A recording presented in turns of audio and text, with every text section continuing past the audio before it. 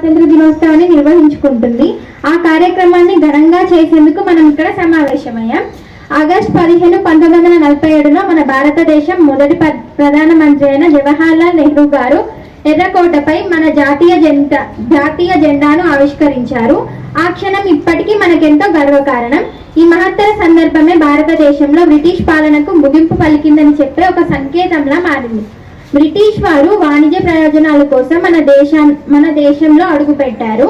మన దేశాన్ని వారు అప్పట్లో సోనికి చిడియా అని పిలిచేవారు, అంటే బంగారు బాతు అని అర్థం. కానీ వారు ప్రజల మధ్య విభేదాలను సృష్టించి తమ పాలనను ప్రారంభించారు. మన దేశానికి వచ్చిన ఫ్రెంచ్, డచ్, పోర్చుగీస్ దేశస్తులను దేశం నుంచి వెళ్ళగొట్టి బ్రిటిష్ వారు ఇక్కడ తమ పాలనను సాగించారు. కానీ వారి వివక్షపూరిత విధానాల వల్ల 1857లోనే తిరుగుబాటు మొదలైంది.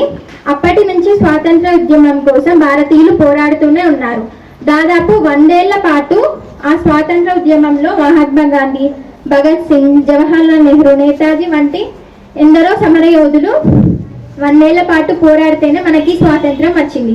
కాబట్టి మనం ఒక బాధ్యత గల పౌరురాలుగా ఎదగాలని నేను కోరుకుంటూ అందరికీ హ్యాపీ ఇండిపెండెన్స్ డే. నాకు ఈ అవకాశం ఇచ్చినందుకు థ్యాంక్ యూ.